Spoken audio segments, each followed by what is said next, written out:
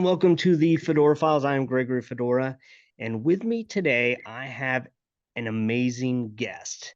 And we're going to talk about something that you all know I love folklore and monster stories and ghost stories. And this is kind of a mix of all of that. And it's something I had never heard of until someone sent me a tweet about it and asked if I was ever going to do a show on it. And it is the Pitty Pat Hollow and the Pitty Pat.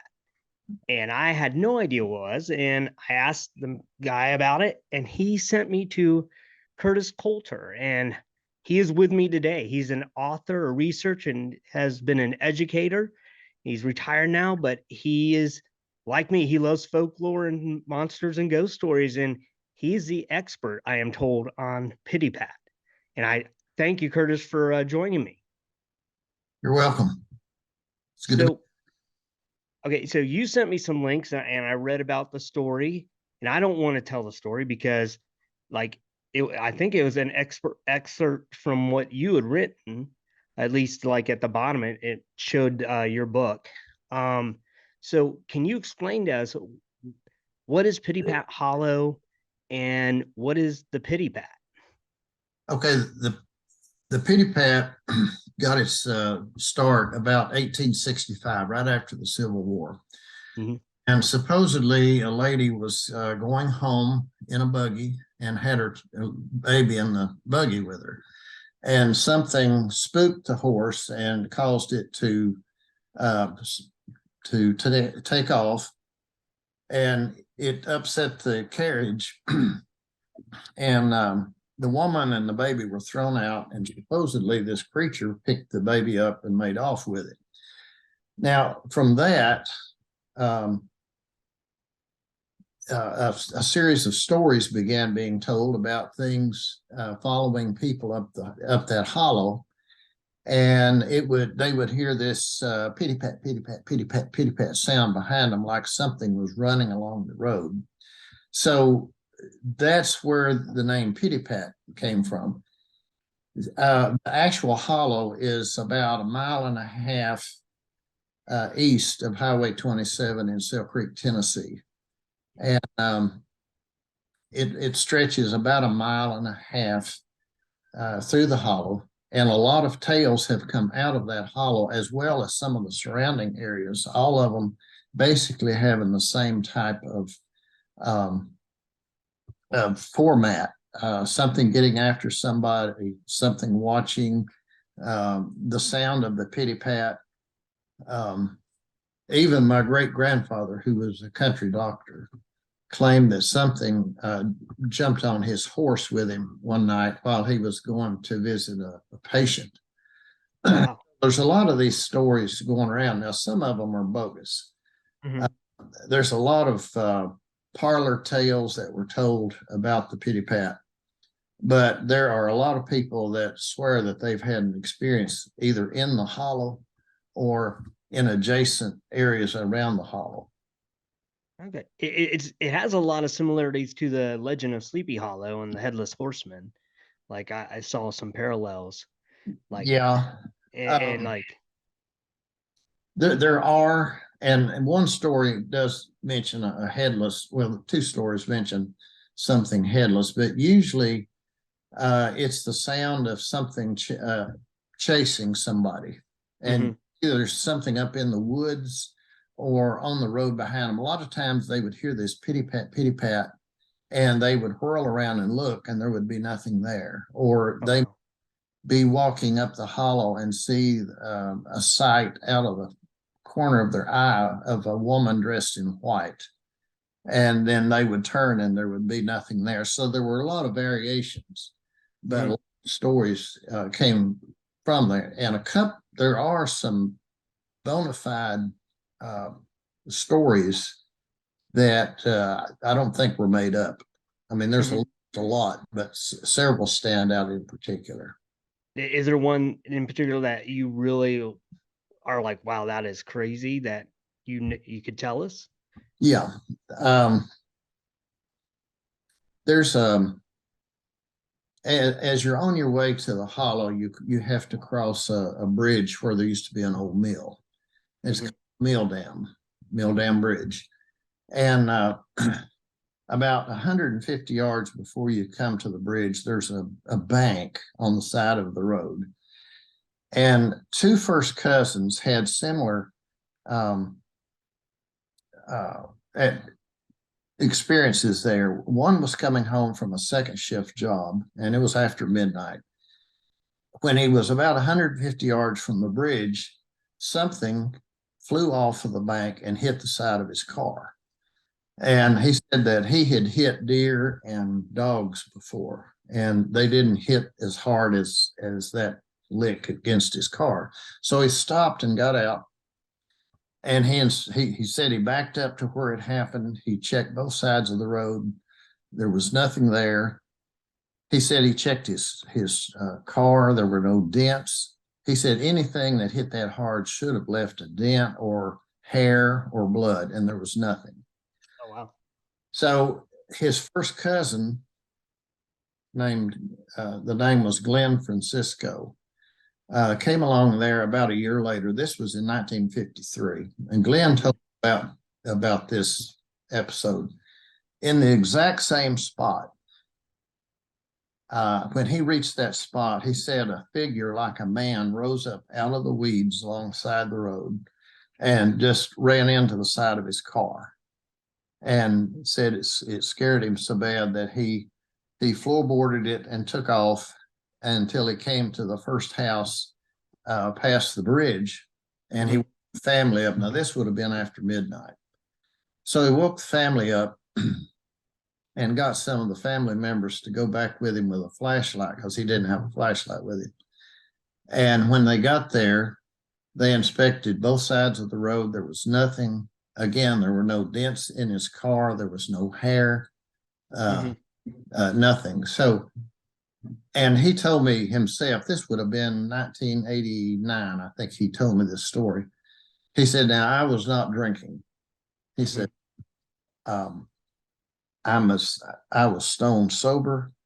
He said, this happened. He said, I can't explain it, but it happened for a fact.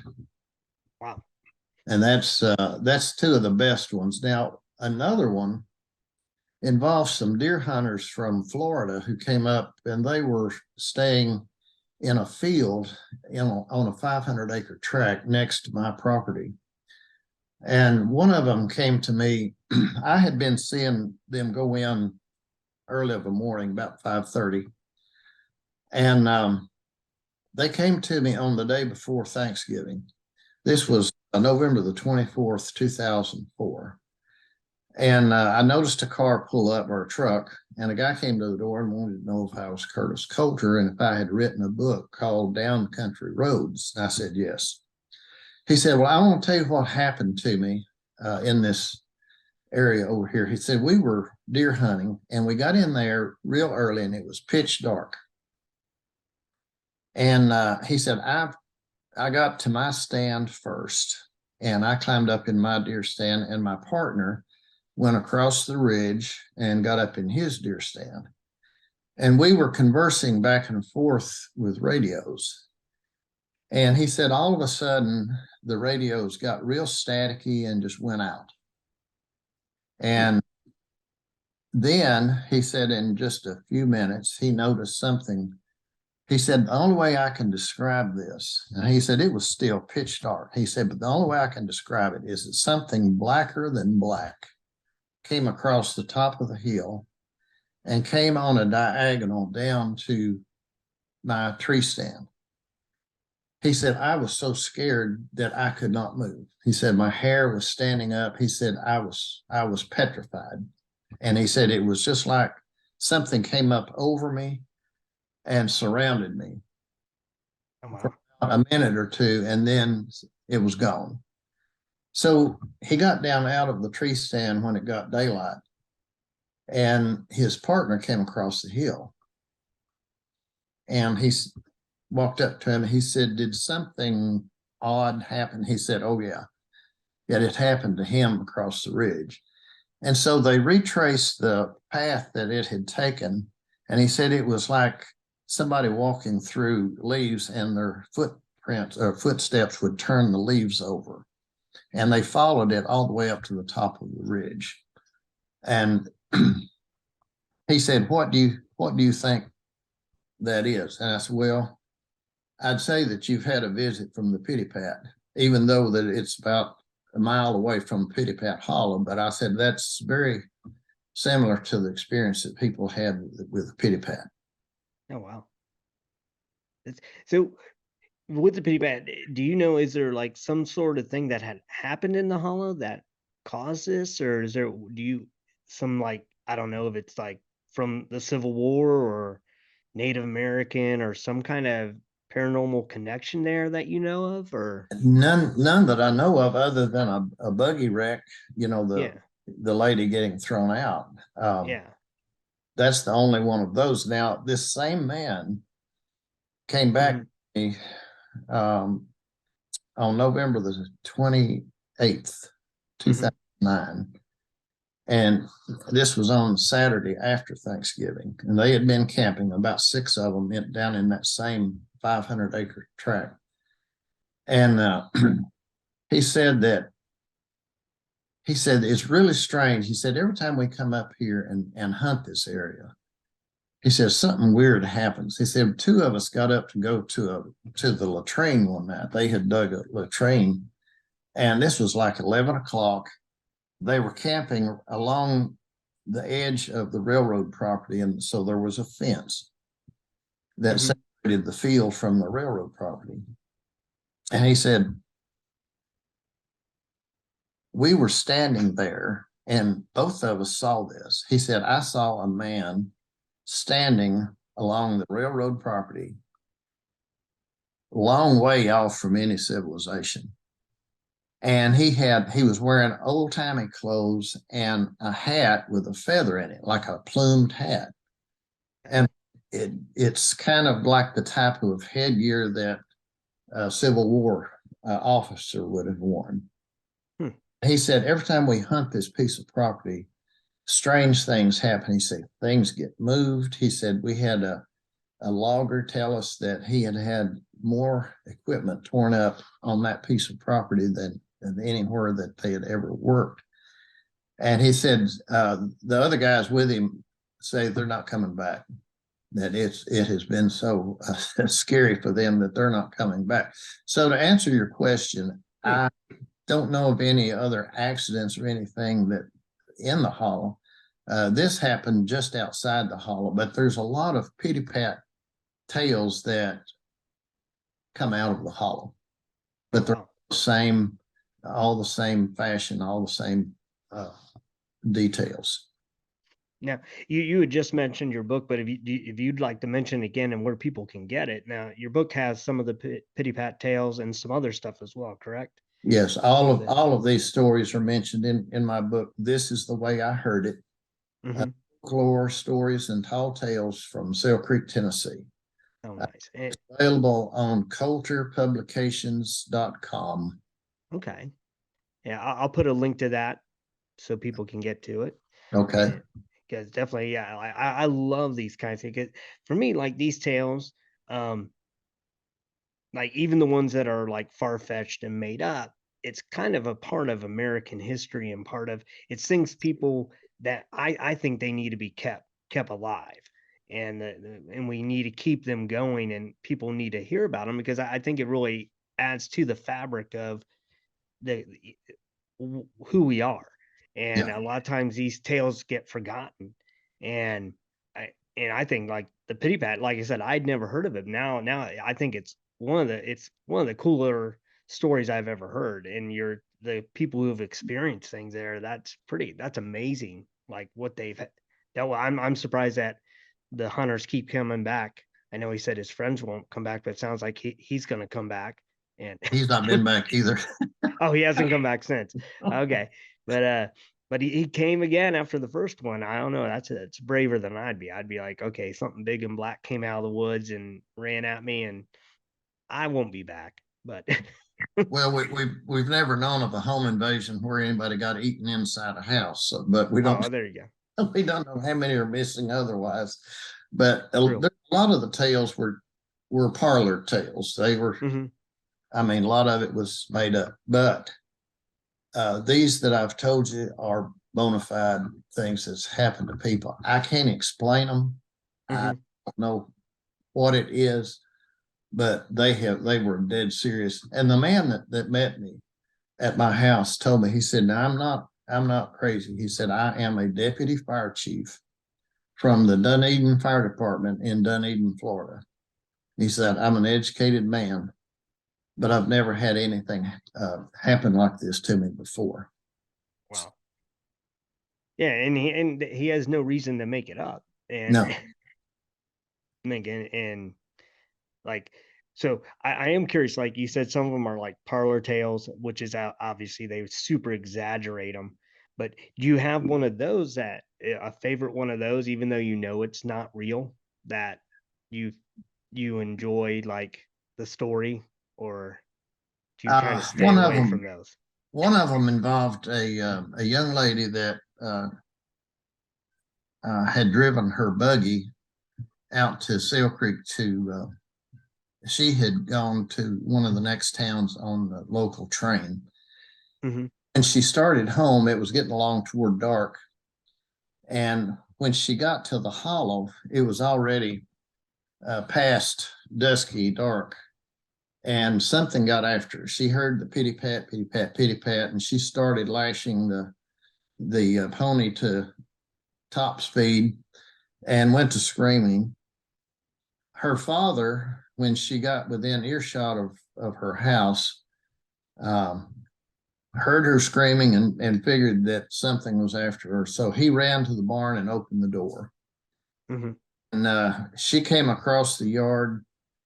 The horse was throwing dirt clods left and right. The buggy was swerving, and it ran full speed into the barn and launched her from the buggy seat into a pile of straw.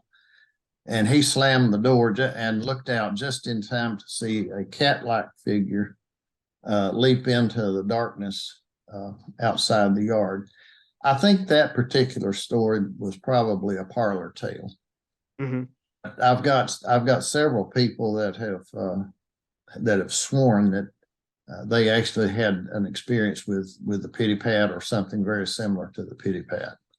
Hmm. That same 500-acre tract, my dog will not go into it. Oh, I really? walked my dog over there, and the last time I took him, he refused to go. So There's something in there. there's Some kind. something in there. It can. Yeah, dogs can sense predatory creatures. So Yeah. that cat one kind of sounds similar. I don't know if you've ever heard of the. I think it's the Wampus cat. I don't know if you've heard Mhm. any tales of that. I think that's further south than Yeah. Tennessee. I think that's in Alabama, but Yeah. that kind of sounded similar. So it's like I wonder if they took parts of that and added it. Like you said, it was a more of a parlor tale, and especially with her being thrown into the hay. I mean, this the whole pity pat thing. I am surprised someone has not taken it yet and turned it into like a horror movie series, because it really could be. I mean, it's like it has everything you need. I mean, force you don't see chasing you and then getting you, and like there's a lot there that could be done. Yeah. It really is a cool like essence to me. It's like one, I love these kind of stories. I mean, I loved Legend of Sleepy Hollow growing up. Is one of my favorite stories, and then this was real similar, and I was like, this is neat. Like, now I'm so glad I found you and found out about this. I mean, and I'm gonna keep reading about it. And I need to get a copy of your book. I'm gonna have to order one because I want to read more. And I don't want you to tell all your stories, because I want people to go get your book and read them, because they shouldn't get everything for free. You know, you Right. know. I'll But take all orders. there you go. There you go. So I know I don't want to take up too much of your time. I told you, yeah, it wouldn't be a long thing, and I know you've had things to do, and I'm thank you so much for coming on and telling us. I would love to have you on again if you write more stories, or have other tales you'd like to tell us about the Tennessee area, because I don't know much about Tennessee. I grew up in Ohio and Florida, and I'm now in Maryland, so I know those stories of that areas. But uh, like if you ever want to come on again and tell us more tales of the Pitty Pat or any of the other uh, folklore in your area, I would love to have you. Okay. So, I do have other books on that site of, like I say, do regional history of Sail Creek. So I have some history okay. on that site as a map of a lot of these places that are mentioned. So Oh, cool. So very good. yeah, so I'll definitely put a link in so people can go check that out because I like I love that kind of stuff, and I'll definitely be doing that. And again, thank you for coming on and taking time out of your day and joining me and telling me the tales of the Pitty Pat that you had. Thank you very much. Thank you for having me. Yeah, and for those of you watching, listening, or whatever, please go to his site, check out his book, check out the information, and look up the stuff and look up stuff in your own states and countries, and like find the folklore that's out there and preserve it and get it out there. Tell the stories, write them down, whatever you can do to keep these stories alive and out there, because they are amazing and they really do tell the story of America, of your state, of your country, wherever you are. And it adds so much more richness to your life when you know these things and hear about them. And until next time, as always, stay safe and keep searching. The Fedora Files. Check out fedoracrt.com today.